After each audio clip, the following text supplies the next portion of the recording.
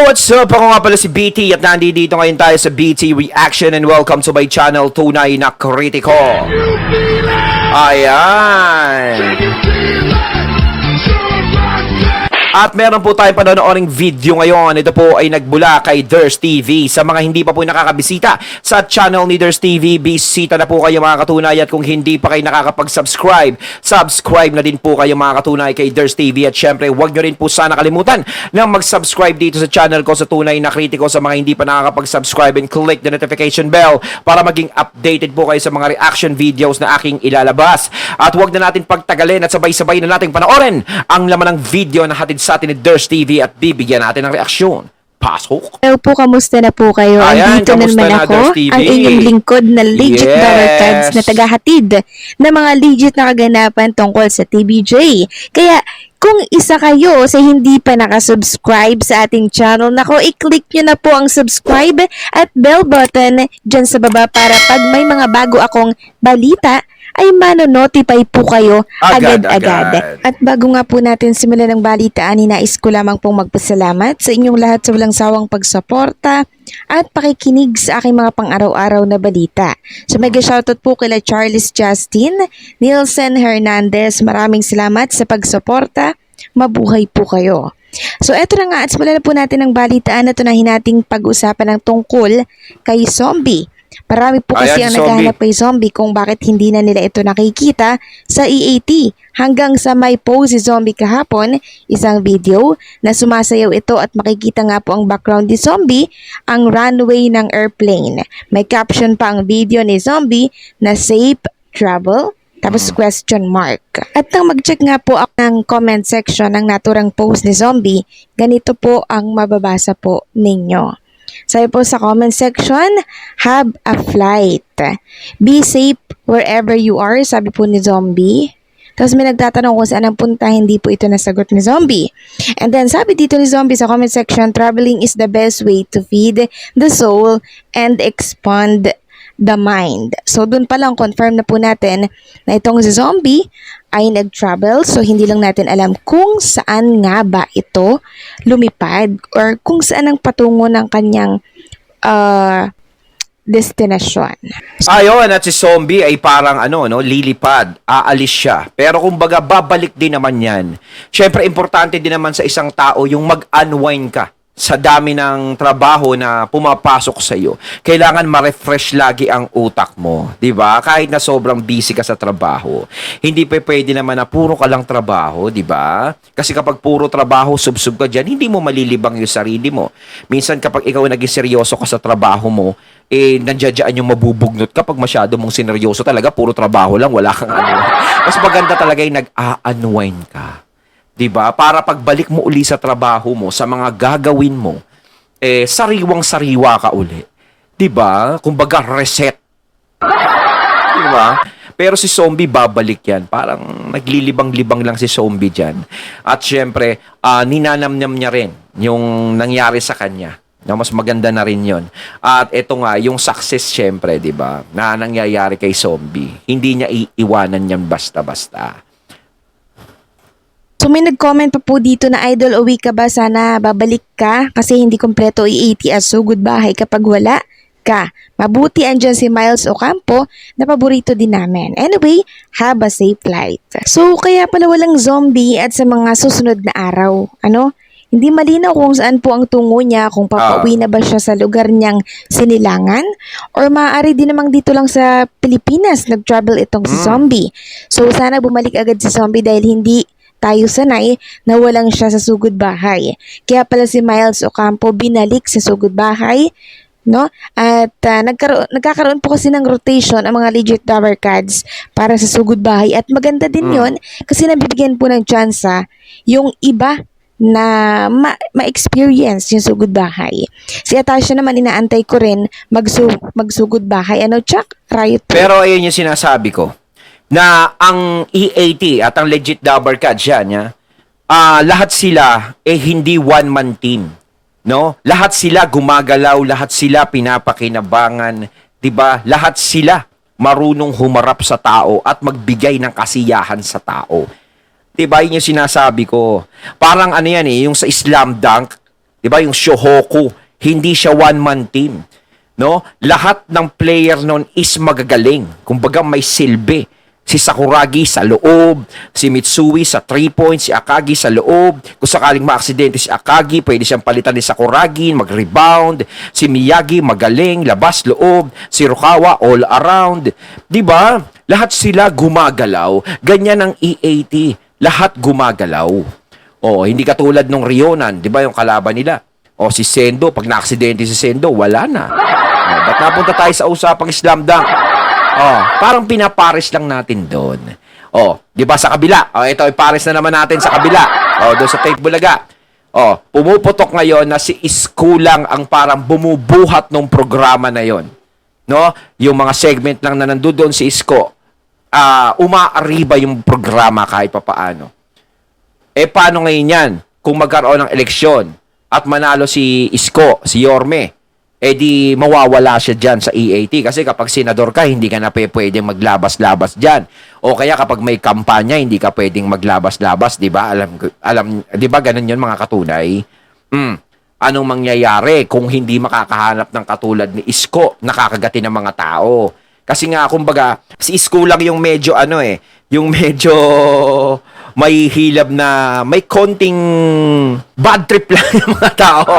Hindi diretso na natin. Pero katos si Buboy at si Paulo talagang nandoon yung marami talagang bad trip. Kaya ganun ang mangyayari. Sino ipapalit nila? Hindi katulad ng EAT.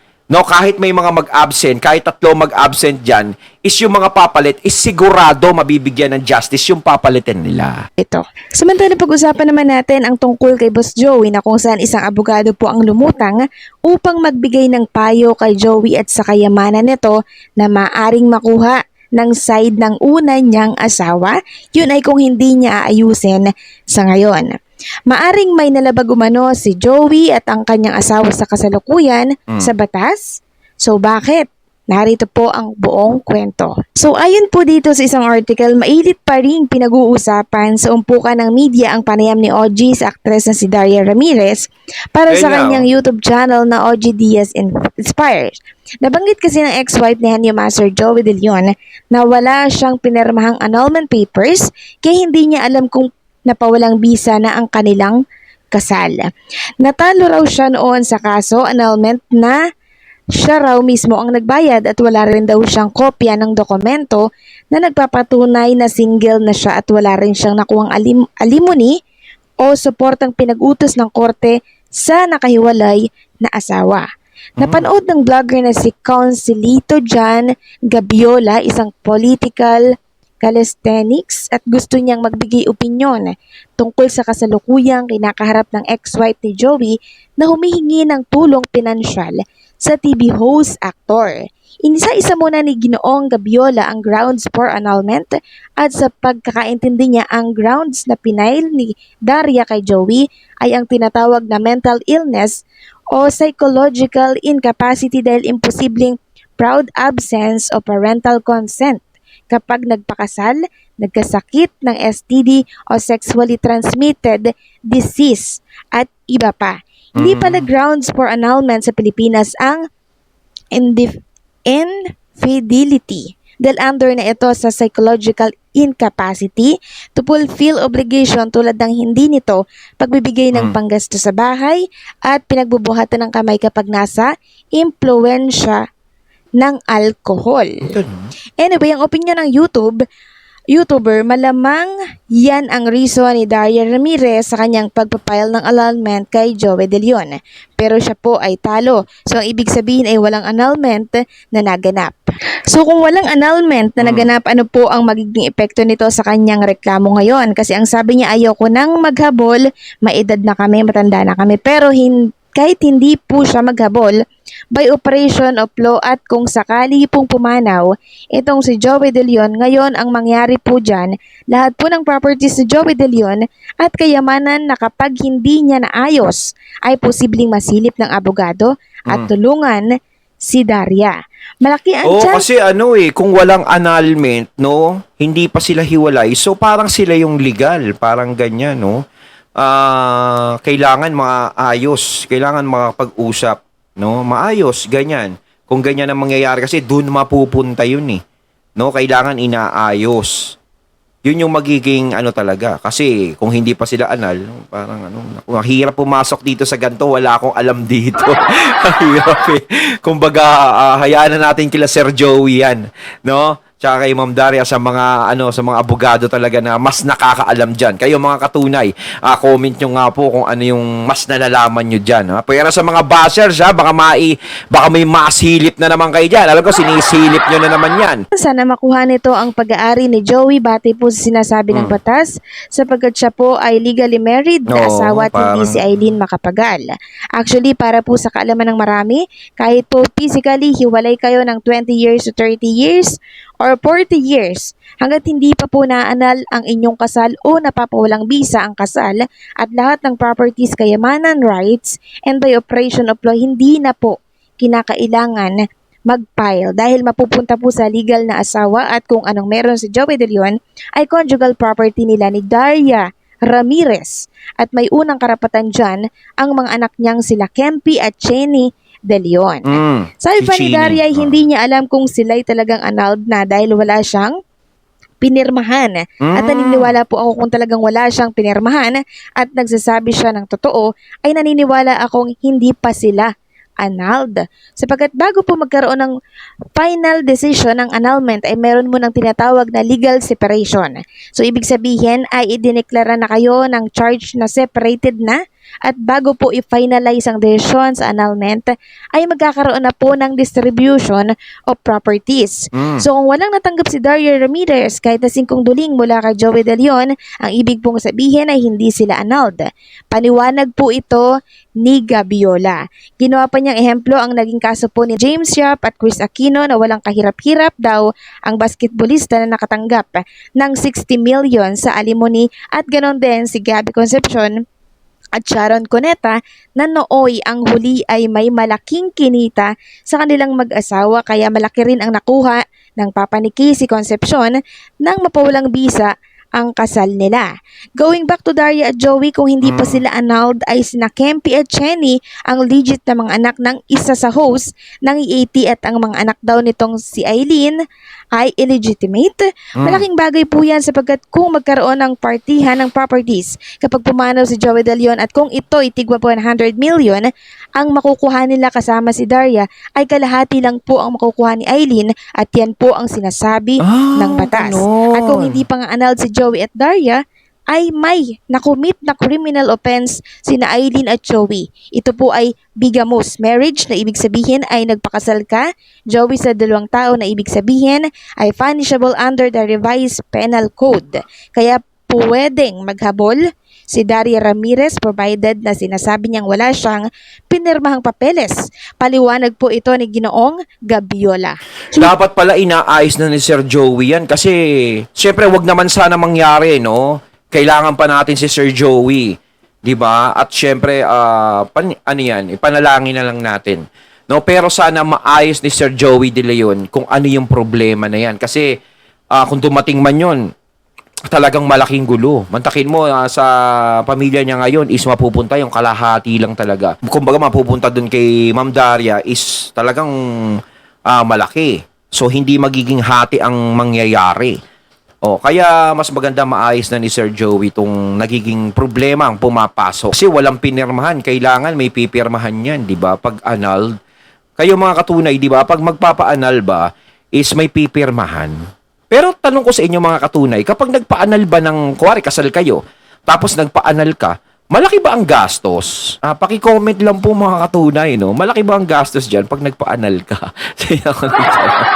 Yun. Hindi kaya pinayuhan ding pasimple lang ang paliwanag ni Daria at palambing nitong paghingi ng tulong sa pamamagitan ng vlog ni OG Diaz para palabasing nakikiusap siya at hindi nagde-demand. So bukas daw po ang bandera sa panig ni Joey De Leon at Aileen Macapagal at sino man daw na kampo po nila upang magpaliwanag. So sana po maayos na po ang usapin sana nila maayos na sa lalong madaling panahon sa pagitan po ni Ma'am Daria and Joey De Leon and syempre yung asawa po ni Sir Joey ngayon. Dahil sa huli, baka magka-problema po Ayun nga eh, sa mahirap na pangalawang magka-problema anak eh. ni Sir Joey De Leon dito po kay Ma'am Eileen. Ayun, natating nato ngayon ang video na nagmula kay Ders TV. Ayan mga katunay, kayo anong masasabi nyo tungkol dito sa video na napanood nyo at binigyan ko ng reaksyon? No? Comment lang po kayo sa comment box. So once again, I'm BT and I'm out. Peace.